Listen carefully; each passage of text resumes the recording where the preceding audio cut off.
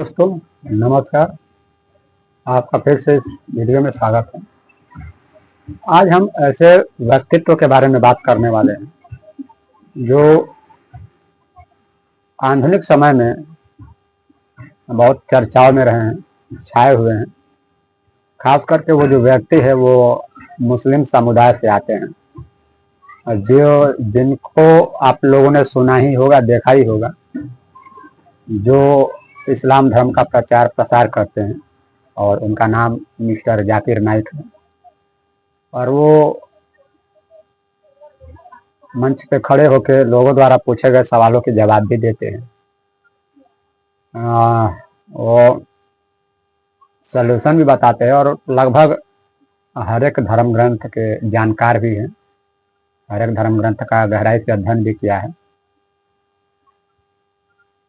और वो सभी ग्रंथों का अध्ययन करने के बाद अपने कुरान को ही यूनिवर्सल बुक मानते हैं और कहते हैं यही अंतिम सत्य है।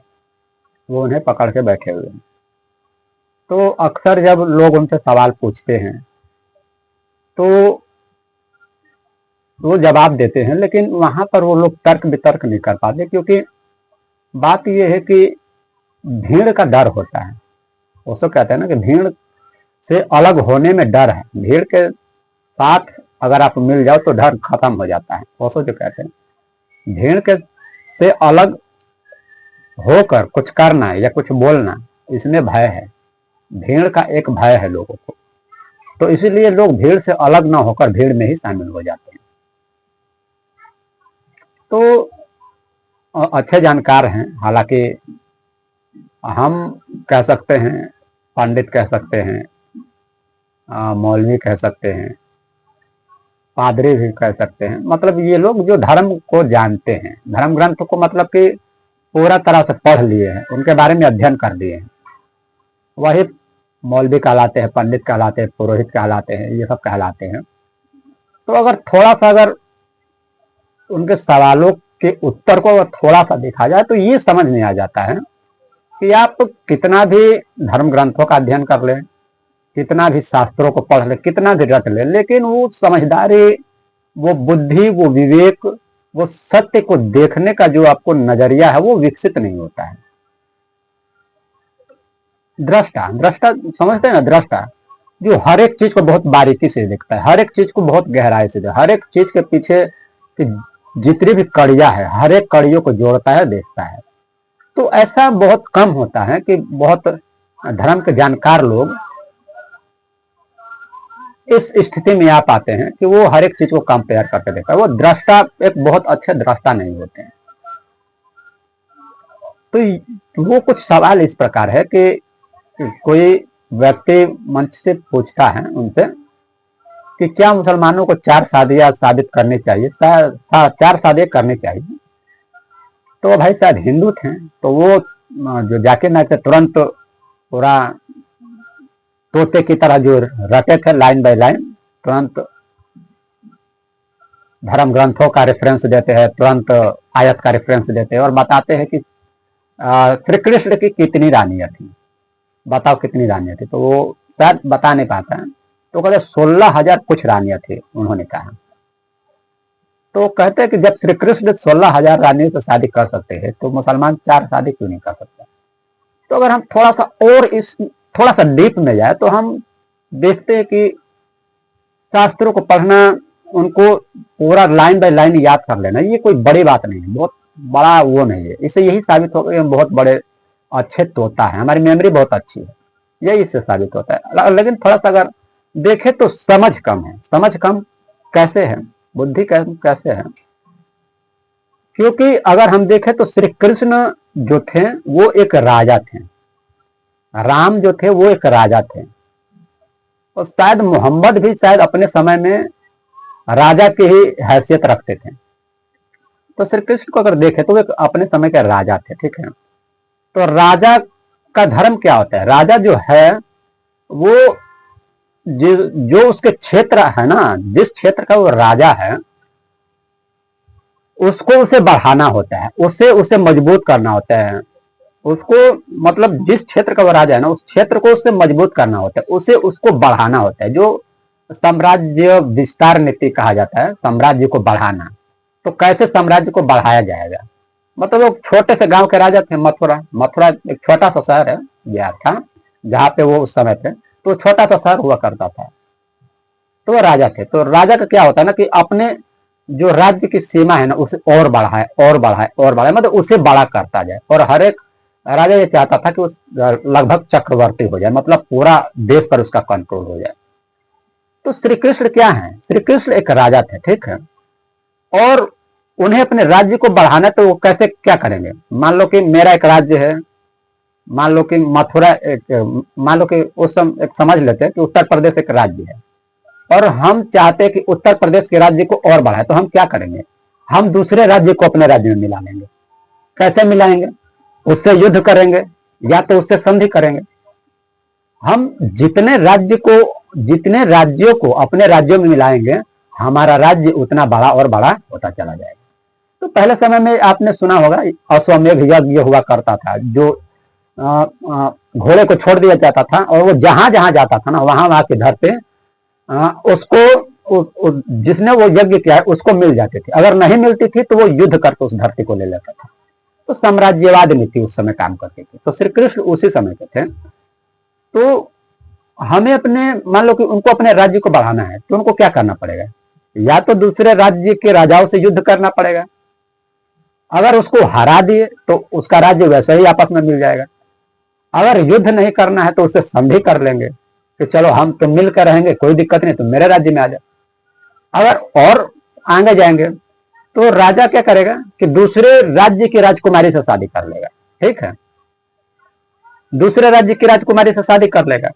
तो इससे क्या होगा कि वो राज्य का जो राजा है इसका संबंधी बन जाएगा, ये उसका दामाद बन जाएगा, वो उसका संबंधी बन जाएगा। तो वैसे ही वो क्या हो जाएगा, इसमें मिल जाएगा और दोनों का राज्य एक हो जाएगा, ठीक है। ये राजा है, उसकी लड़की शादी की, उसकी लड़की से शादी की, तो उसका राज्य भी इसी ही मिलेगा। क्यों? क्योंकि वो दूसरे राज्य वाला चाहते हुए और न चाहते हुए भी ये इसका साथ देगा। तो ऐसे ही जो कृष्ण थे ना, वो हर एक जहां भी जाते थे, हर एक राज्य की लड़कियों से, हर एक राज्य की राजकुमारियों से वो शादी कर लिया करते थे। तो शादी कर लेते थे तो क्या होता था कि उनका राज्य बड़ा होता था, बढ़ता था, धीरे धीरे बढ़ता था। तो राजाओं में बहुत सारे, उन्हें ये मजबूरी है उनका शादी करना, ये नहीं कि उनका शौक है, उनका ये शादी करना मजबूरी है ताकि उनका राज्य बढ़ता रहे। अब मान लो कि उनके राज्य पर कोई हमला हुआ,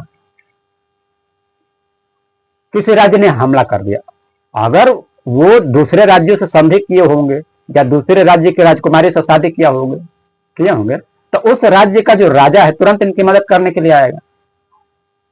जितना ये अपना संबंध बढ़ाएंगे दूसरे राजाओं से किसी भी तरह से, या तो संधि करके बढ़ाएं या तो शादी करके बढ़ाएं, अगर ये किसी भी तरह से संबंध बनाएंगे दूसरे राजाओं से, तो इनका क्या होगा, इनके राज्य में जब भी कोई खतरा आएगा तो वो सारे राज्य मिलकर इनके राज्य का रक्षा करेंगे, इनके राज्य की रक्षा करेंगे।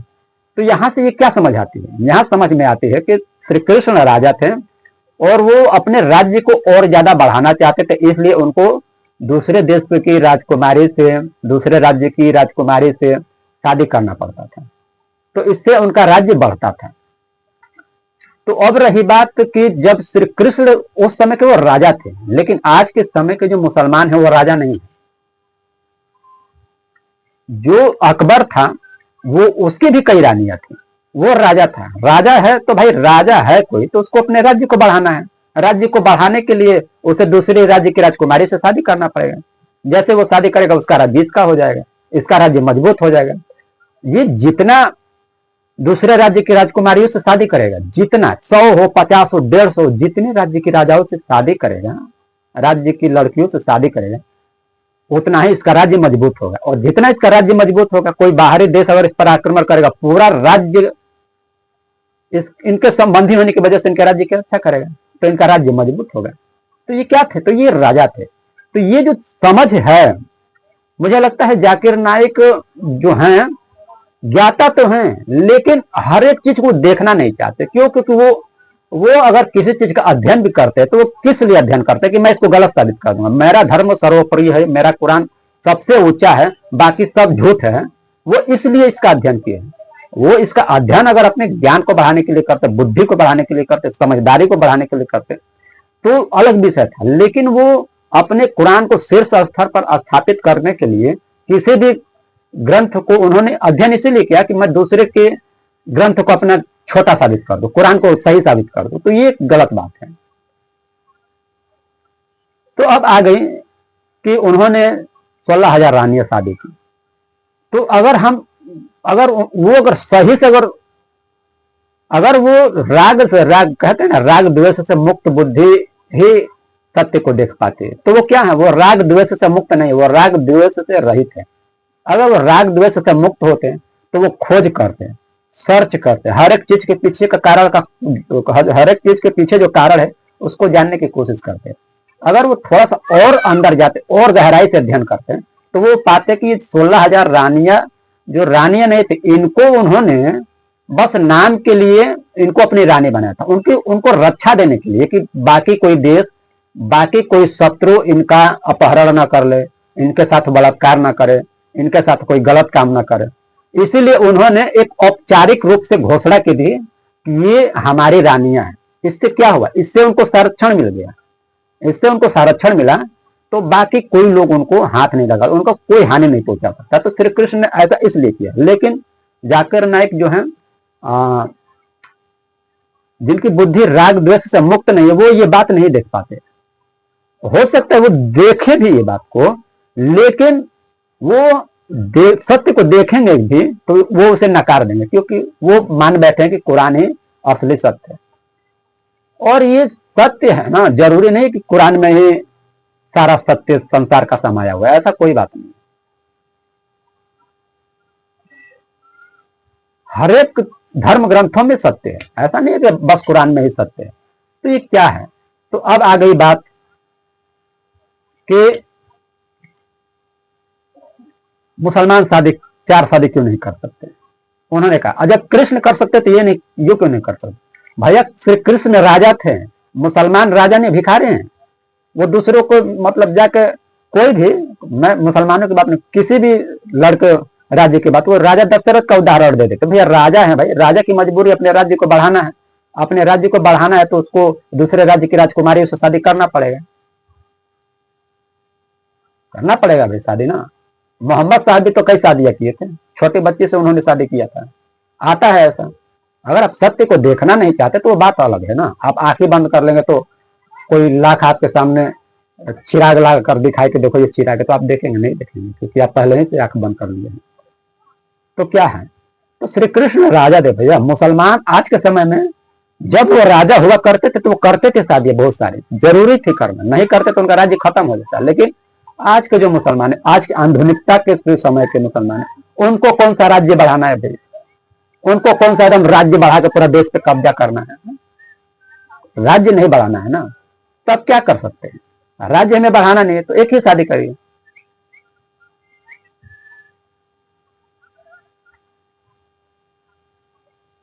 आपको राज्य नहीं बढ़ाना है, आपको बच्चे को पैदा करना है, उन्हें अच्छी शिक्षा देनी है, अच्छा ज्ञान देना है।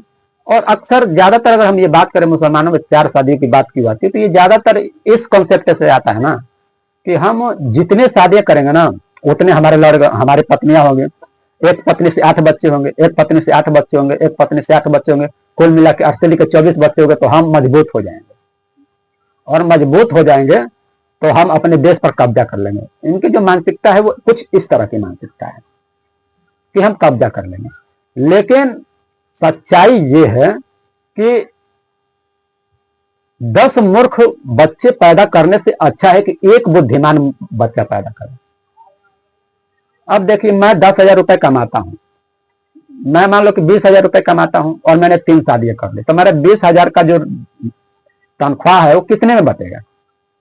4 शादियां की 5,000 4 रानियों पे आएगी। अब उनके 6 लड़के हो गए, अब ये 5,000 घट के आ जाएगा 100,000 रुपए पे आ जाएगा बच्चों पे। और 1,000 रुपए में बच्चे अच्छे कपड़े पहनेंगे या अच्छा खाना खाएंगे या अच्छी हाई क्लास के एजुकेशन ले पाएंगे। 1,000 रुपए में वो क्या कर पाएंगे, कुछ नहीं कर पाएंगे ना।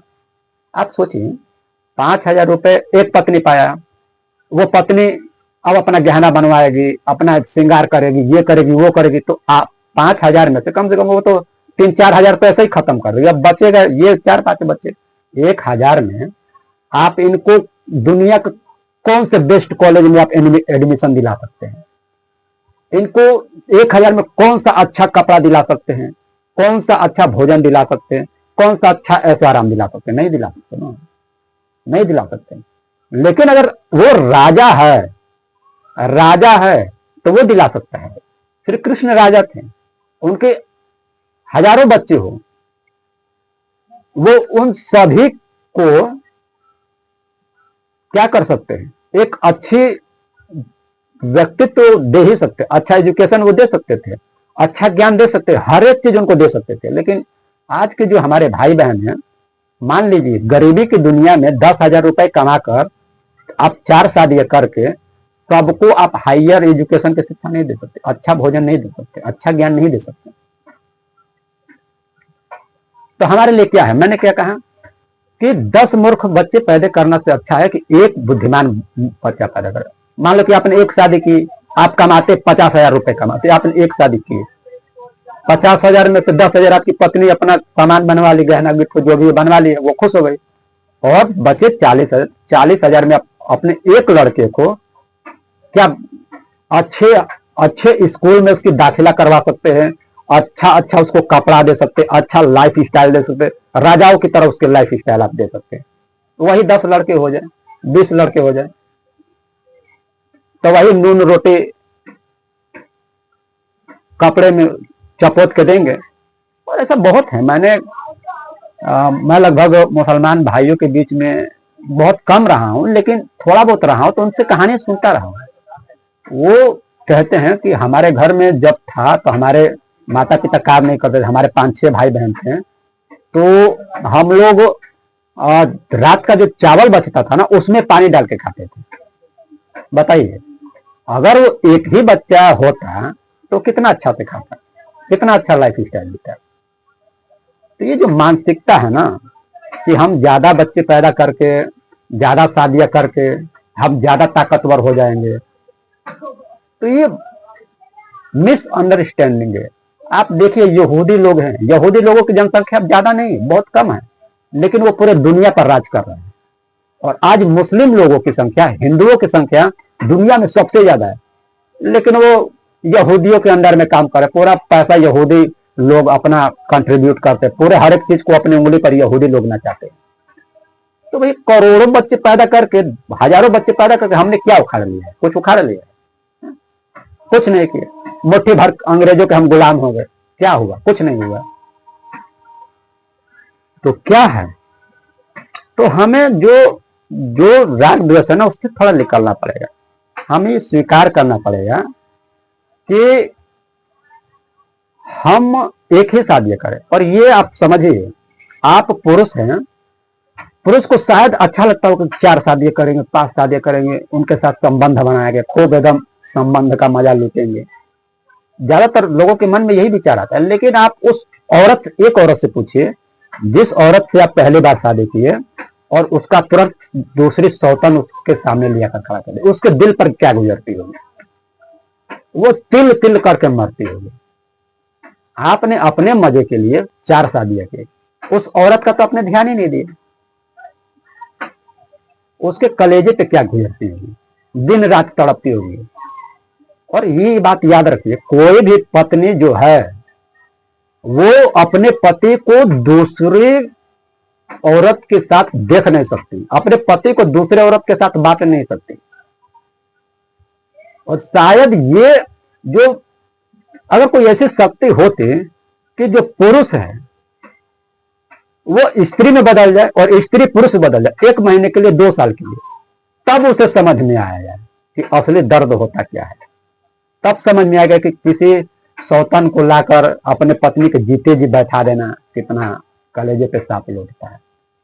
और अगर थोड़ा बहुत मैं थोड़ा सा कर हल्का फुल्का कुरान पढ़ा तो मैं ये देखा हूं कि ये बात अच्छी है कि कुरान आया तो पूरा औरतों को हर एक तरह से वो मिला, वो जो सती प्रथा में जलती थी अब नहीं जलती है, हर एक के बहुत उनको सम्मान मिला। लेकिन उनका सम्मान मिलने के बाद थोड़ा सा कुरान आप उठा के थोड़ा सा पढ़े तो उसमें देता है कि 2 औरतें एक पति के बराबर है।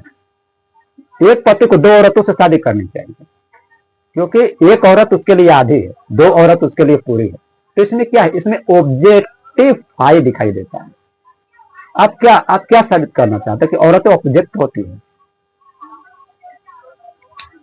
तो क्या है? तो मेरा विषय ये है जाकिर नाइक से कि देखिए, आप अपने जो ज्ञान का कचरा आप बटोर लिए हैं उसे निकाल कर फेंकिए, कोई फायदा नहीं है उससे। हमें जो चाहिए, हमारा जो व्यक्तित्व है वो क्या है, वो सरलता को स्वीकार। आप सरल बनिए, सरल हो, आपकी बुद्धि राग द्वेष से मुक्त हो, धर्म के 10 लक्षण आप उनके अंदर हो, ये सब होना चाहिए। और अगर आप श्री कृष्ण की तुलना कर ही रहे हैं तो भैया श्री कृष्ण तो कानी उंगली से पूरा पर्वत उठा लिए थे, हजारों लाखों राक्षसों को मार दिए थे। तो मैं पत्थर ही उठा कर दिखा दो कानी उंगली से, कर लेना शादी, आप 4-10 शादी करना। और ये बात याद रखिए, जिसके पास शक्ति है, पावर है, सामर्थ्य है, वही ज्यादा शादी करेगा।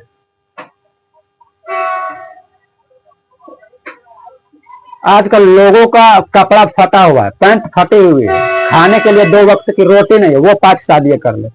वो खुद तो अपना जीवन बर्बाद करेगा ही करेगा, संग संग अपने जो पत्नी है उसका जीवन भी कच्चा चबाएगा। अपने लड़के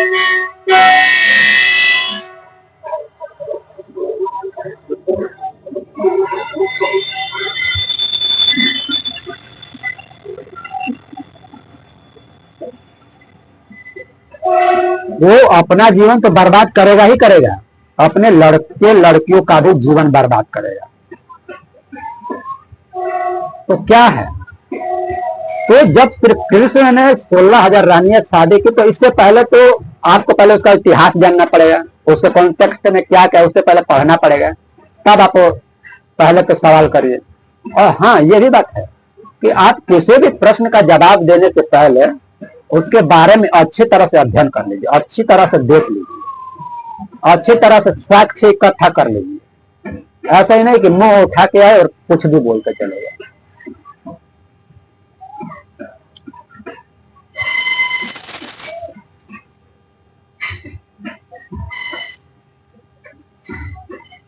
तो क्या है कि हमें दृष्टा बनना है, और जिस दिन हम दृष्टा हो जाएंगे उस दिन ये जो फालतू की बातें जो लोग करते हैं ना, वो नहीं करेंगे, क्योंकि सब कुछ देखने लग जाएंगे। जिस दिन देखने लग जाएंगे उसी दिन वो कुछ नहीं करेंगे।